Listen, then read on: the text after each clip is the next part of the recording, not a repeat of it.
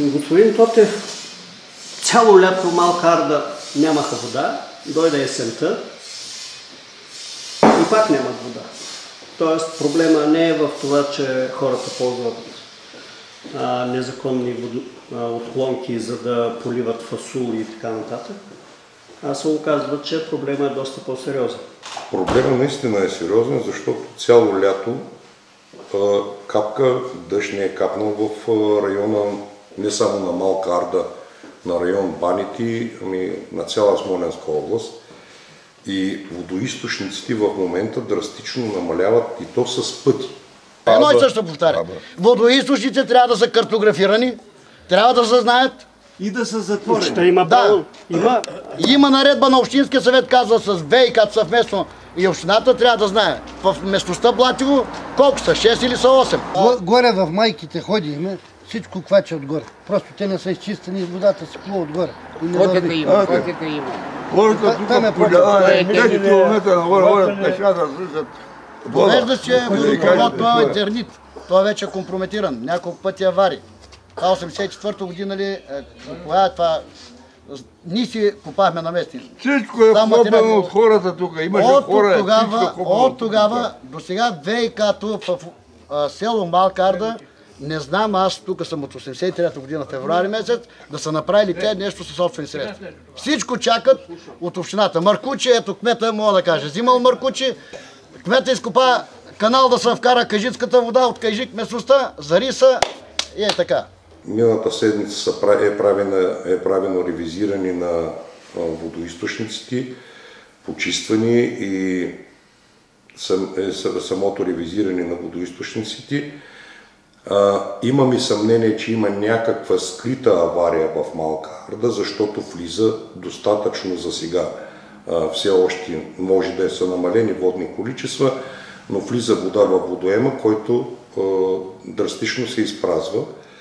И в момента сме преминали на вариант да ревизиране на цялостната водопреносна мрежа на Малка Арда, за да локализираме евентуално някаква скрита авария, която не излиза на повърхността, а влиза в някакви каверни надолу и не можем да я локализираме. Шахти, капаци, разпушени. Началник ВИК пенсионер. Второ, ВИК Баните с началника Асен Братанов прави ремонт на вътрешната мрежа. Взимат пари пак. За дренка правят. Взимат пак пари. Ма той прави като шеф на ВИК и той си плаща на себе си, така? Така. Не само това. Той е контрол, технически. Кого контролира? Него. Конфликт на интереси. Това къде? В Баните. Той го знае. И кмета го знае Баните, и Смолян го знае областите, всичко мълчи. Хората недоволстват и от ръководителя на местното ВИК там, от Асен Братанов. Бяха посочени примери за конфликт на интереси от негова страна. От друга страна задават резонния въпрос как може един пенсионер, нали, да бъде държан на подобен пост и освен това той явно неглижира проблема в Малка Арда. Ами, вие ми подавате тези проблеми. Нека да ги проверя, да ги огледам и най-вероятно ще вземем някакво адекватно решение. Така че да се, ако наистина има такова нещо, да бъде решен въпрос. 90 лева на вода за един месец, 20 дни. Поливал ли си? Какво си правил? Какво да поливаме, Митко? Въздух, бе. Въздух върти, бе. Това е страшна работа. Няма вода, плащаме вода. Що всеки ден се спира, как няма ти вари въздух? Всеки ден спират и пущат и това духа. Това ще го проверя и ще направим съответната корекция. Но смятам дори тази седмица лично аз да отида на Малка Арда.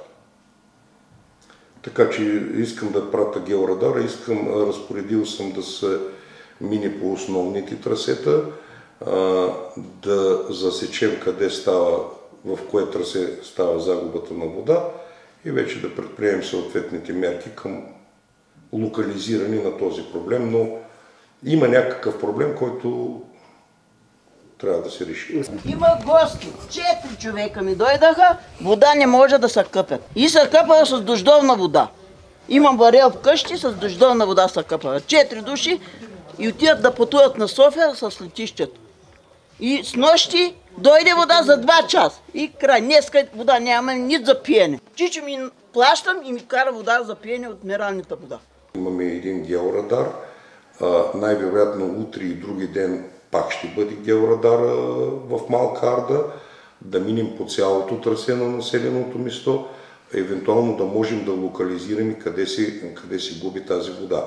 Другата мерка, която смятаме да предприемем, е 1 или 2 вечери да спрем в късните часове, когато не се ползва от населението водата, да спрем притока от самия водоем към населеното место, за да видим през нощта колко вода ще акумулира и след това ще бъде пусната водата, без да се налага хората да минават на режим. Те така или иначе в момента са на режим, защото водата не достига. Вода достига до ниските части, докато горните части остават. Там монтирали сме един кран, който да регулира водоподаването и към долната част, и към горната, но ще продължим да видим какво се случва в Малка Арда, докато ни решим проблема, няма да престанем. Не можем да се изперем. В края на лятото казахте, че до 2 седмици ще решите проблема, а пък... За 1-2 седмици ще го решим. Така смятахме. Така смятахме, но пак ви казвам, че явно, че има някаква скрита авария, която не излиза на повърхността. Губи се много вода в даден момент през деня. Водата много гадно мурише. Цяла седмица съм била болна, повръщах от тая вода. Значи зимата, стане ли това нещо тук, а то ще стане?